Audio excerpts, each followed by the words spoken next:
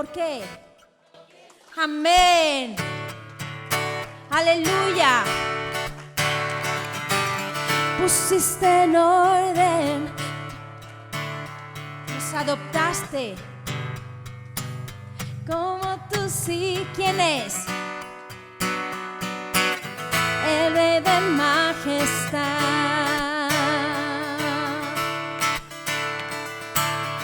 el que gobierna, nos asombra.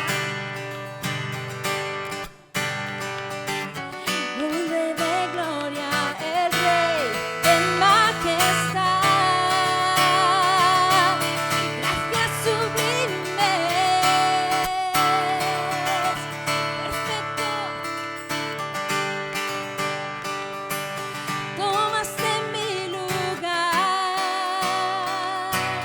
cargaste tú mi cruz, tu vida diste ahí,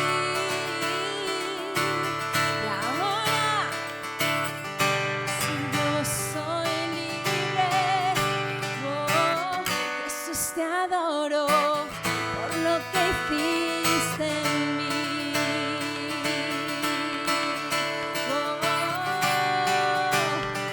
Aleluya, aleluya. Gracias, Señor. Digno es el Cordero de Dios, digno es el Rey, digno es el Cordero, digno es el Rey, digno es el Cordero de Dios, digno es el Rey que a la muerte venció, digno es el Cordero de Dios, digno, digno, gracias sublimes, perfecto es tu amor. Tomaste, cargaste tú mi cruz, tu vida diste ahí, y ahora, aleluya, ahora soy libre en ti, Señor. Oh, Jesús, te adoro por lo que hiciste en mí. Amén, amén. Oh,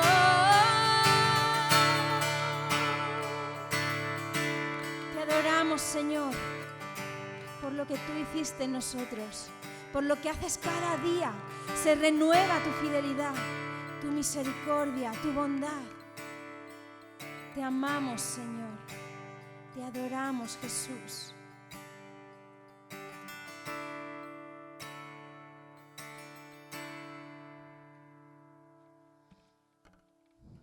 Quebrantado fuiste, oh Jesús, por mi rebelión. Resucitaste, resucitaste, y hoy puedo vivir y de nuevo nacer. Y cuánto me amaste, Señor, cuánto diste al mundo, Dios, cuánto te quieres. ¿Se lo quieres agradecer? Levanta tu voz, iglesia. Aleluya. Y gloria. Amén. Gloria a ti, Jesús. Gloria, gloria a ti, mi Cristo. Tu nombre por siempre exaltaré. Venciste al mundo pecado. ¿Cómo? Tu gran amor.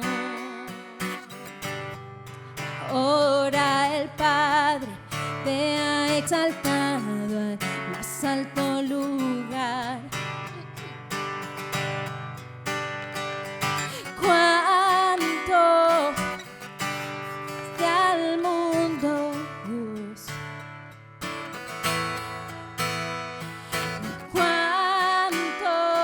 te quiero agradecer.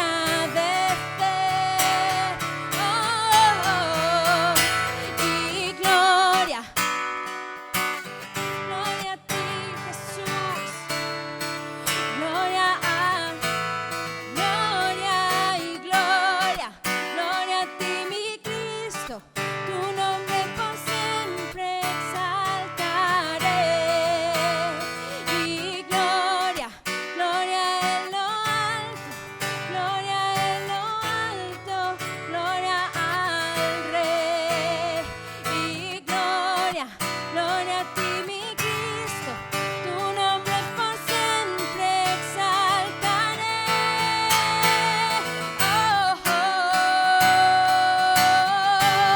Gloria a ti, Jesús, solo tú eres digno.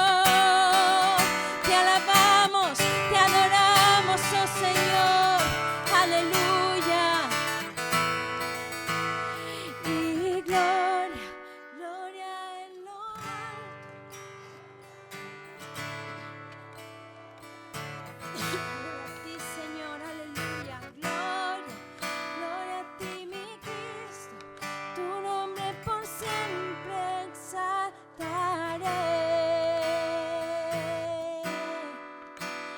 Por siempre te exaltaré. Amén. Gloria a ti, Jesús. Solo tú eres digno, Señor.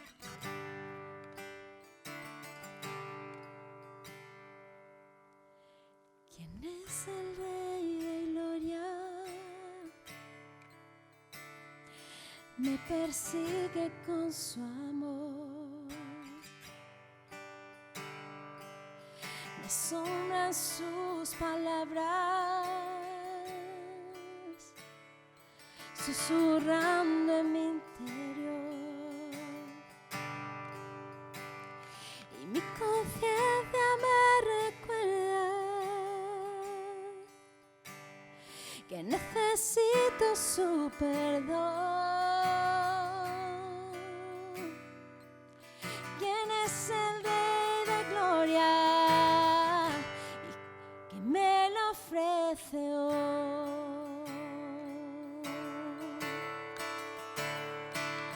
Oh Rey del universo y príncipe de paz. Los cielos nos revelan, revelándome los cielos, los misterios que en él hay. Mi espíritu anhela de su gracia y su verdad. Él es el Rey de Gloria, Hijo de hombre, Hijo de Dios. ¿Cuál es su nombre? Su nombre es Cristo,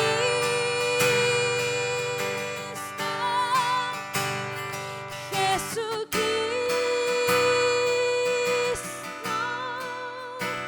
Dios poderoso, el Rey de mi ser, el Rey de Gloria.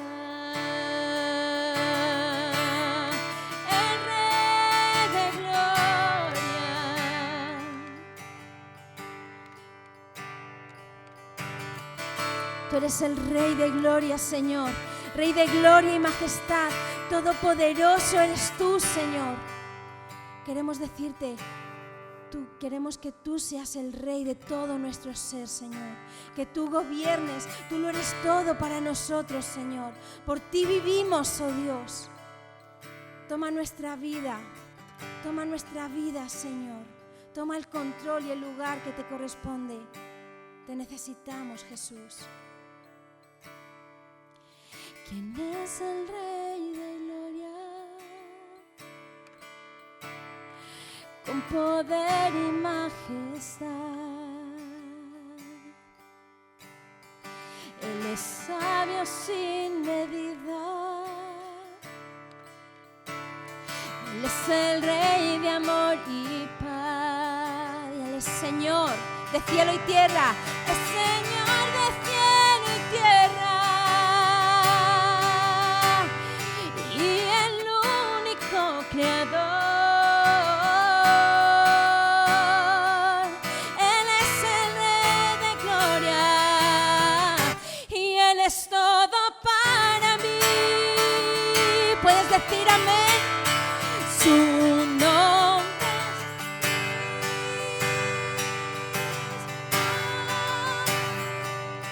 Jesucristo, Dios poderoso, el Rey de mi ser, el Rey de gloria. Su nombre es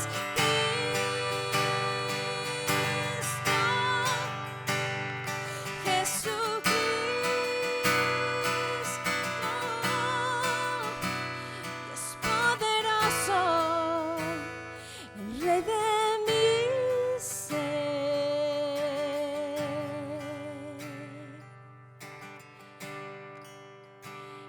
El Rey de gloria. Yo quiero menguar para que crezcas tú, Señor. Y yo quiero más de ti y habitar en tu presencia, menguar para que crezcas tú y cada día ser más como tú. Yo quiero más de ti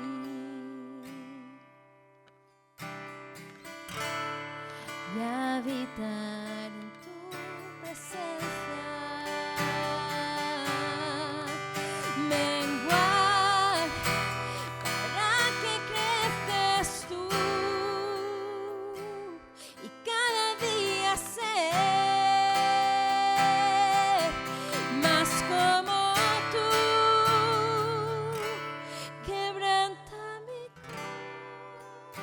corazón, quebranta. Entrego mi voluntad a ti. Todo lo que soy, Señor, todo lo que tengo es tuyo. Quiero menguar para que crezcas tú.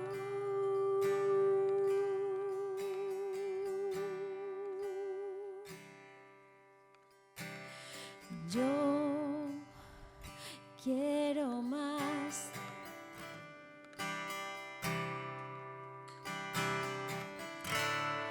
y habitar en tu presencia, menguar para que crezcas tú y cada día ser más como tú. Quebranta mi corazón, quebranta mi vida.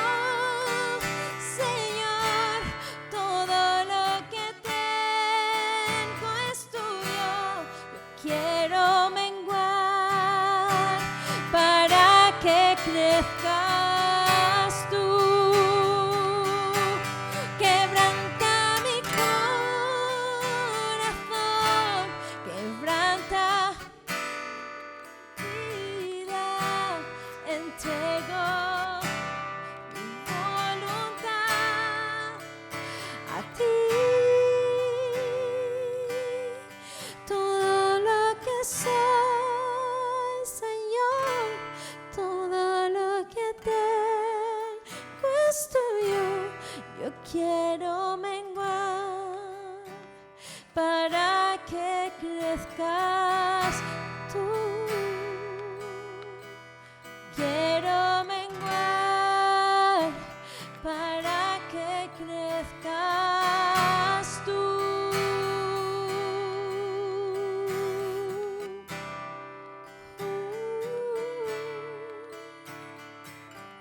Dame, Señor, todo lo que soy, Señor, todo lo que tengo es tuyo.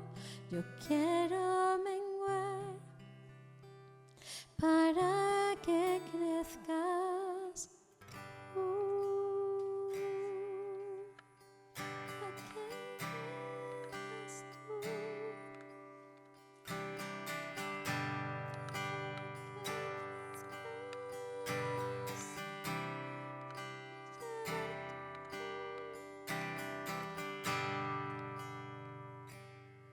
Amén, Señor.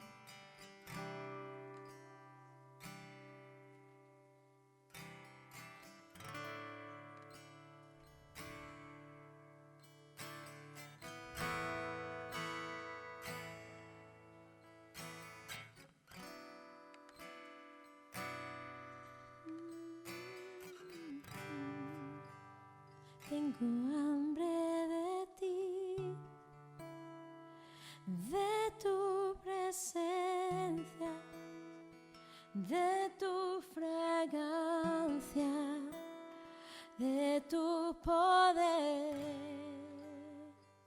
Hambre que duele, que debilita, que desespera por ti. Tengo hambre de ti. Oh, hambre de ti, Señor Jesús. Tenemos hambre de ti, oh Señor. Quiero más de ti, Jesús. Quiero más de ti, Señor. Tengo hambre de ti, de tu presencia, de tu fragancia, de tu poder. Hambre que duele, que debilita, que desespera por ti. Tengo hambre de ti, de tu presencia, de tu fragancia, de tu poder. Hambre que duele, que debilita, que desespera por ti, Señor. Mi alma desespera por ti, Jesús. Pues buenos días, Iglesia. Qué alegría juntarnos hoy, otro domingo, y vernos todas las caras.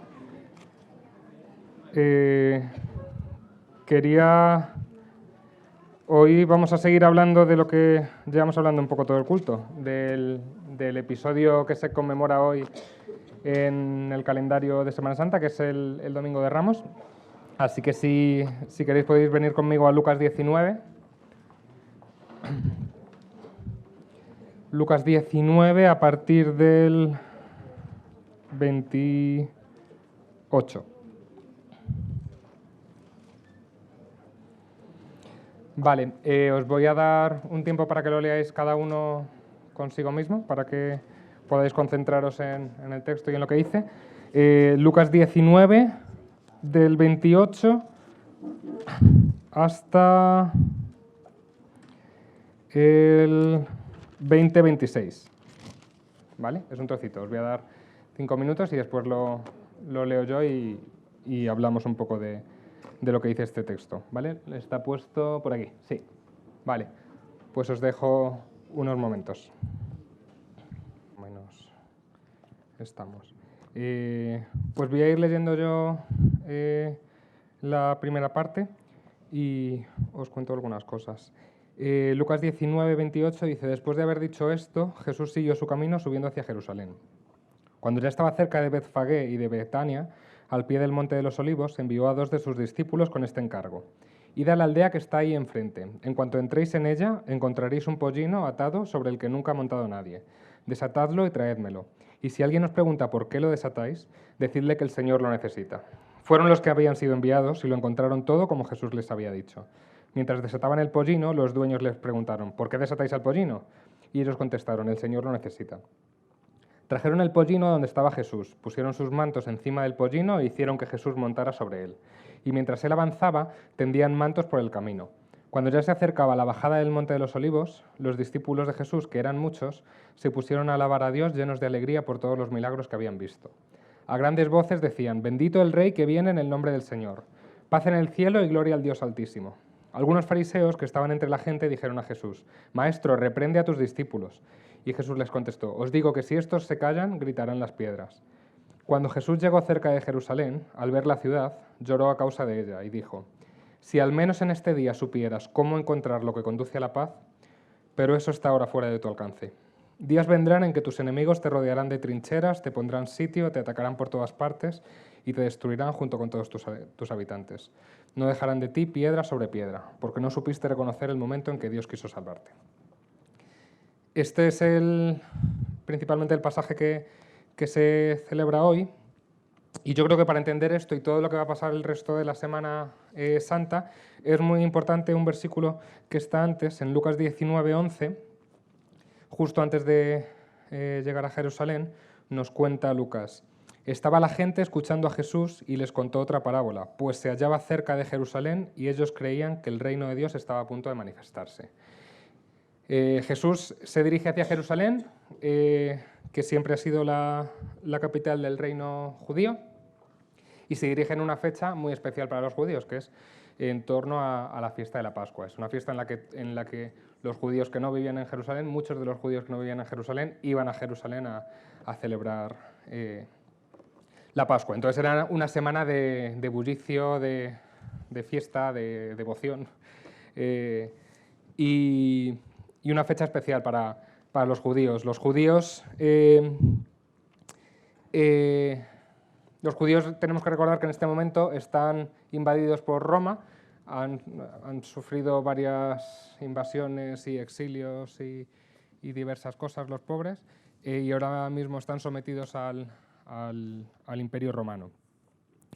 Y entonces el versículo 11 nos dice que Jesús se va acercando a Jerusalén y sus discípulos, según se acerca a Jerusalén, piensan que viene el momento cumbre, pero no el momento cumbre como Jesús lo está planeando, sino lo que ellos esperaban, que ahora sí, en la capital del reino, en Jerusalén, Jesús iba a destruir a los romanos y iba a volver a imponer el reino judío, y que entonces iba a llegar la paz para el pueblo judío. Empieza el texto que hemos leído desde el 28, empieza Jesús haciéndoles un encargo un poco extraño. Prácticamente, no exactamente así, no me toméis literalmente, pero prácticamente les dice a sus discípulos que vayan a robar un burro. Al final no lo roban exactamente porque aparece el dueño por ahí y le dan la explicación y parece que al dueño le sirve. Pero es un poco extraño. Ir allí y encontráis un burro y me lo traéis. No es algo que hiciese Jesús a menudo, no iba por los pueblos entrando en burro mientras todos le gritaban. Pero parece ser que es algo que sí quiere hacer en este momento cuando entra a Jerusalén. Y Jesús quiere transmitir un mensaje con esto que está haciendo. Y el mensaje es una referencia a Zacarías 9. No hace falta que lo busquéis si no queréis, porque es solo un versículo y os lo voy a leer yo, pero nos va a ayudar a entender qué es lo que está pasando aquí. De hecho, aquí en Lucas no hay el evangelista no hace este apunte, pero en otros evangelios sí que te dice directamente, esto está cumpliendo lo que decía Zacarías. Y Zacarías 9:9 dice, bueno, Zacarías 9, 8 y 9, que es parte de un texto más largo, dice, montaré guardia en torno a mi templo, contra todos los que intenten invadirlo. Ningún opresor pasará por allí porque mis ojos están vigilantes.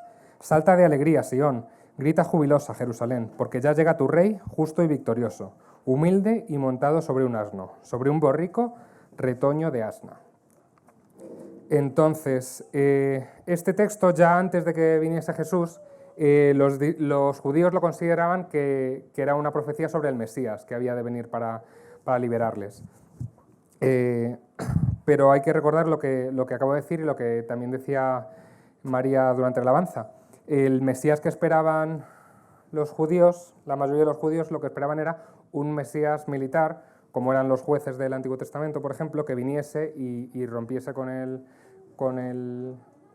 Imperio Romano, y entonces los judíos pudiesen volver a florecer, tener su propio reino, mandado por judíos, volver a recuperar sus tradiciones y todo. Eso era lo que esperaban, y de hecho Zacarías 9, el primer versículo antes de que hable del burrito, habla de montar guardia frente a los enemigos, que nadie iba a pasar y tal. Entonces era como la esperanza que tenían de que este Mesías que iba a venir montado en un burro iba a ser el que iba a librarles del dominio militar. Cuando estaba preparando esto, leí algo que me pareció muy interesante, y es que ya antes de que viniese Jesús, los judíos veían una especie de conflicto entre este Mesías de Zacarías 9, que viene montado en un burro, y el Mesías de Daniel, que viene en las nubes, en el cielo.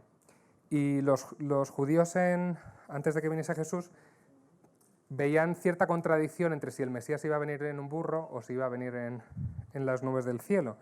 Y es curioso cómo lo arreglaron ellos, cómo montaron su esquema mental de por qué había textos de que el Mesías venía en las nubes y por qué a veces parecía que venía en un burro. Y esto no viene en la Biblia, es lo que ellos pensaban antes de que viniese Jesús. Pero es muy interesante. En el Talmud, que es uno de los textos de los judíos, que no forma parte de nuestra Biblia, lo arreglaron diciendo que si cuando viniese el Mesías el pueblo de Israel era digno, aparecería en las nubes el Mesías. Sin embargo, si no era digno, aparecería como un burro. Esto es algo que se lucubraron los propios judíos, pero hay que tener en cuenta que es algo que ya estaba por ahí en la mentalidad judía cuando Jesús entra con el burro. Así que Jesús, cuando entra a Jerusalén montado en un burro, no está viendo simplemente un hombre montado en un burro, sino que hay cosas que le vienen a la mente, hay varias cosas que les vienen a la mente. Hay gente que simplemente ve un rey que está entrando triunfalmente a la capital del reino. Entonces, por ejemplo, cuando volvían los mandos militares después de vencer de una campaña y tal, pues entraban por la ciudad y todos les recibían alegres por lo que habían logrado. Incluso si vemos en la Segunda Guerra Mundial, cuando entra la Unión Soviética o cuando entra Estados Unidos y libera Alemania o libera algún campo de concentración, es como que todos los reciben alegremente. Pues hay gente que al ver esta imagen veía ese rey que está entrando a su capital a tomar el mando del país judío. Hay otra gente que es capaz de hacer esta referencia y ver que es un Mesías que Dios ha enviado para liberar al pueblo judío y que está cumpliendo la profecía. Y hay otra gente que va incluso más allá y a lo mejor le está empezando a dar vueltas sobre si el pueblo de Israel es digno de ese Mesías o si no es digno. El caso es que sea como sea, toda esa gente está aclamando a Jesús en su entrada a Jerusalén. Le reciben como un rey, literalmente le dicen bendito el rey que viene en el nombre del Señor.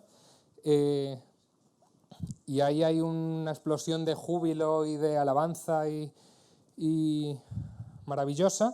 Los fariseos que entienden la referencia tienen tienen calle, como se dice ahora, para saber lo que Jesús está representando con esta performance, manda callar a la gente que le está aclamando y que le está alabando.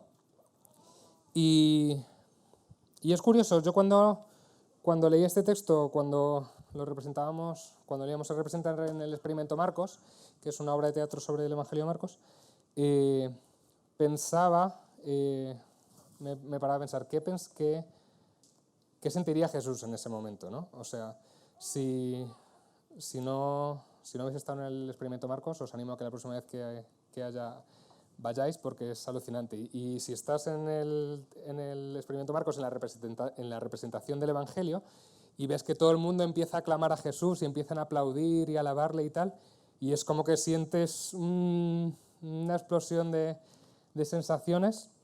Y yo me preguntaba, ¿cómo se sentiría Jesús? ¿Se sentiría alegre de tanta alabanza y tanto júbilo y tal? ¿O se sentiría triste? Y es curioso que Lucas nos muestra un poco las dos cosas. Jesús tenía también sentimientos encontrados sobre esto. Porque por un lado, los fariseos quieren hacer callar a la gente que le está gritando y que le está aclamando y diciendo sana y todas estas cosas, pero Jesús en el versículo 40, que es uno de los textos ahí favoritos de Pilar, les dice a los fariseos que no les va a mandar callar, que lo que están haciendo está bien y que si no alaban ellos, ya alabarían las piedras o quien hiciese falta, pero que no les va a mandar callar. Entonces, por un lado, Jesús está recibiendo esa alabanza y la recibe de buen grado y no quiere que pare y no quiere llamarles la atención y que se acabe aquello. Pero, sin embargo, en el versículo 41 vemos que Jesús llora cuando ve todo esto y cuando ve a la ciudad de Jerusalén. Y si vemos lo que dice, si al menos en este día supieras cómo encontrar lo que conduce a la paz, pero eso ahora está fuera de tu alcance. Días vendrán en que tus enemigos te rodearán de trincheras, te pondrán sitio, te atacarán por todas partes y te destruirán junto con todos tus habitantes. No dejarán de ti piedra sobre piedra porque no supiste reconocer el momento en que Dios quiso salvarte.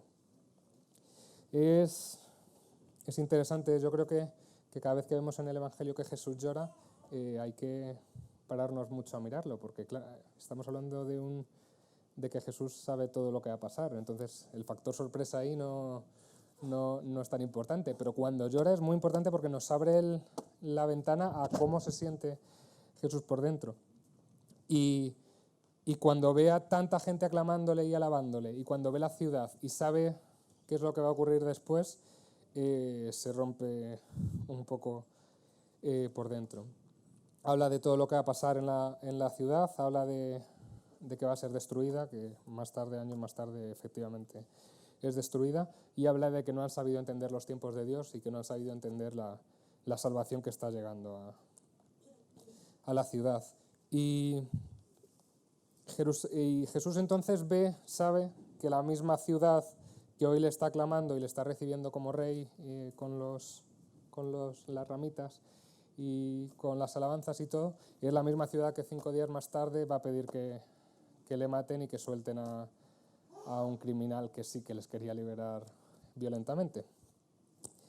Y Jesús tiene esto en mente, y por un lado acepta las alabanzas y acepta la aclamación de la gente, pero por otra parte siente tristeza al ver lo que les espera.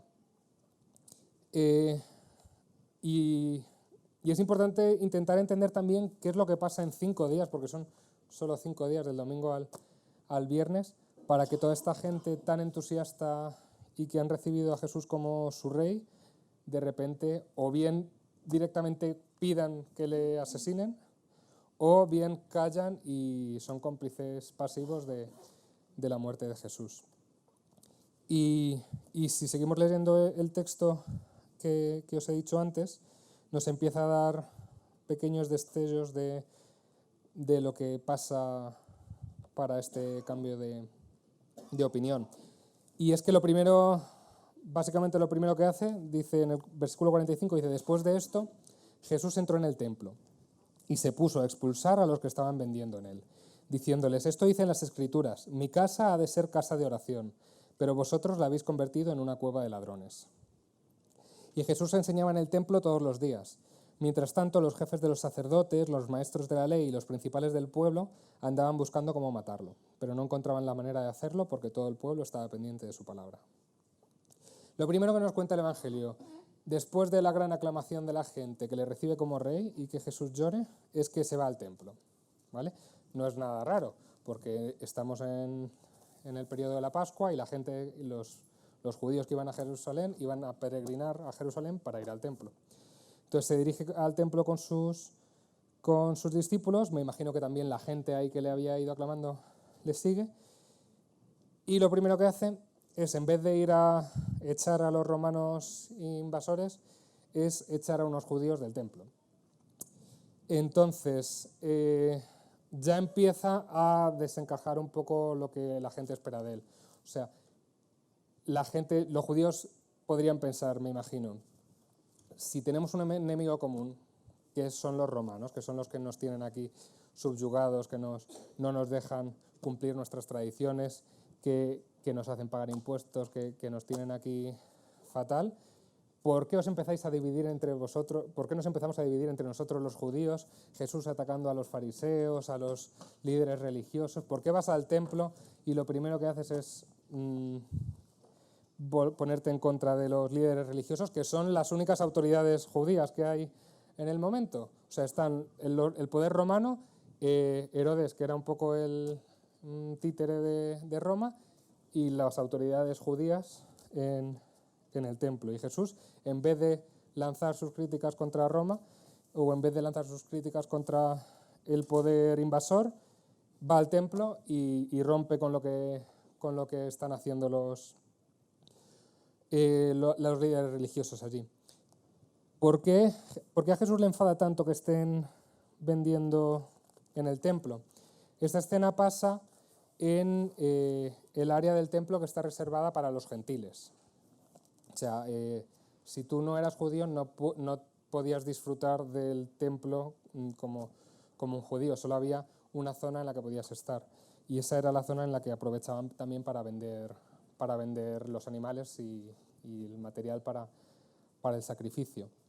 Entonces, Jesús ve que el templo y que la zona del templo que debería estar destinada para que Dios se dé a conocer al resto de los pueblos, y no solo a los judíos, sino que los gentiles puedan ir al templo y experimentar la presencia de Dios y acercarse a Dios, está siendo usado por los judíos para hacer negocios y para vender una religión un poco de rituales y de cumplir normas en vez de guiarlos a acercarse a Dios. Para los judíos, los gentiles no son tanto alguien que se quiere acercar a Dios y que viene al templo, sino es una fuente de negocio. ¿Qué quieres? ¿Palomas? Pues palomas.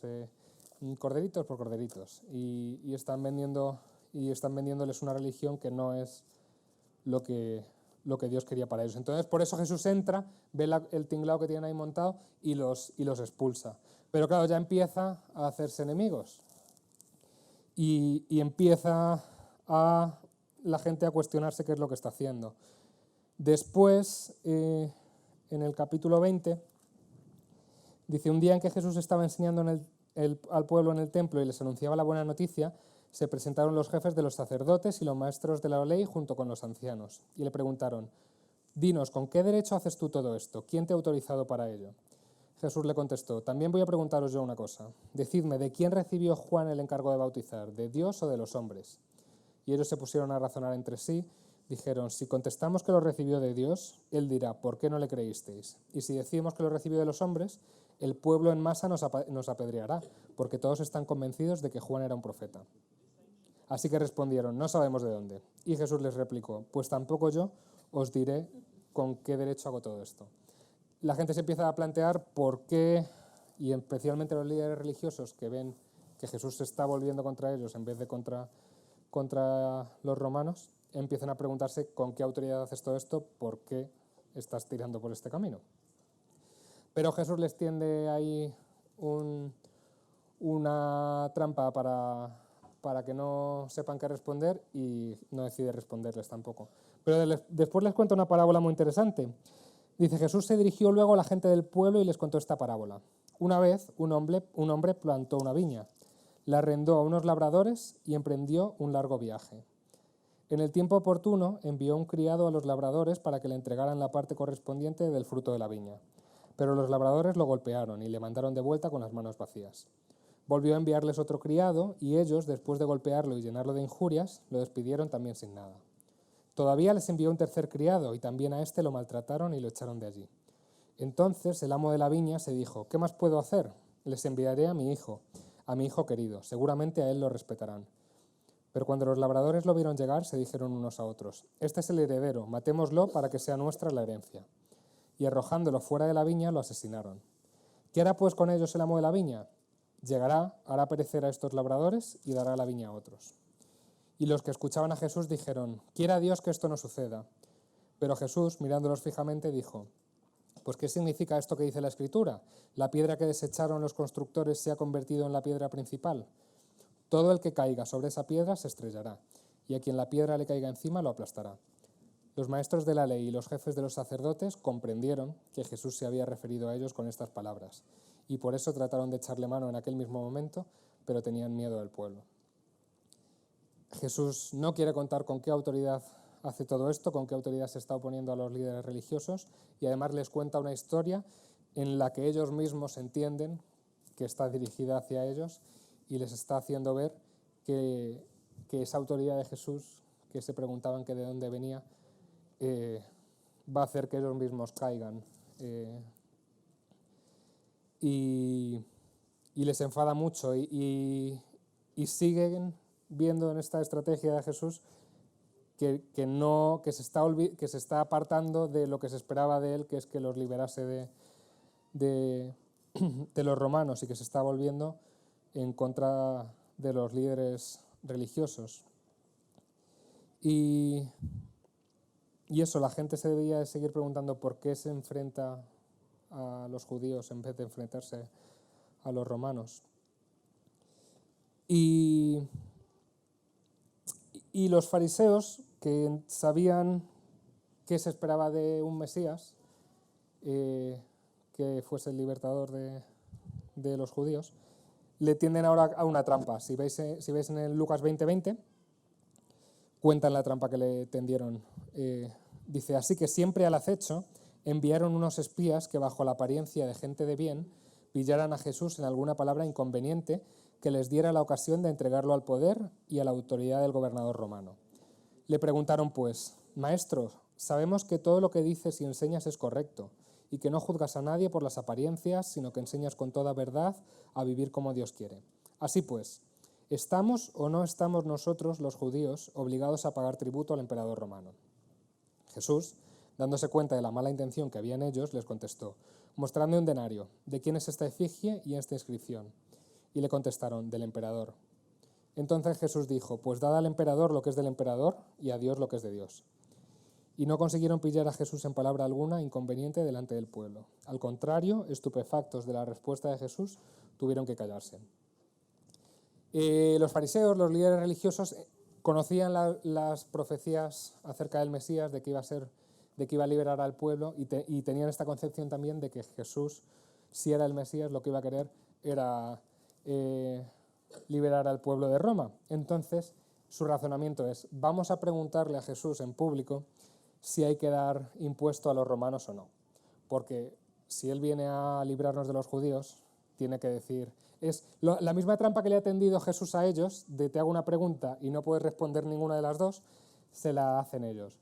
Porque si Jesús venía a liberar a Israel de los romanos, pues entonces no iba a poder decir darle dinero a los romanos, porque no es lo que se esperaba de un Mesías. Pero si decía que no había que dar impuesto a los romanos, entonces ya había firmado su sentencia de muerte, porque estaba yendo en contra de los romanos y los propios romanos le iban a matar. Entonces esta es la trampa que le tienden los líderes religiosos. Pero Jesús sorprende a todos en un giro argumental y les dice que den impuesto a los romanos. Y yo creo que aquí se bajó mucha gente ya del carro, porque ya definitivamente se rompió un poco la idea que tenían del Mesías. O sea, si este hombre viene a liberarnos de los romanos, ¿por qué nos está pidiendo que les financiemos, que les demos dinero para la causa de Roma, o sea, no tiene ningún sentido. Y para mí este debió de ser un momento clave en el que mucha gente dejó de ver a Jesús como el Mesías.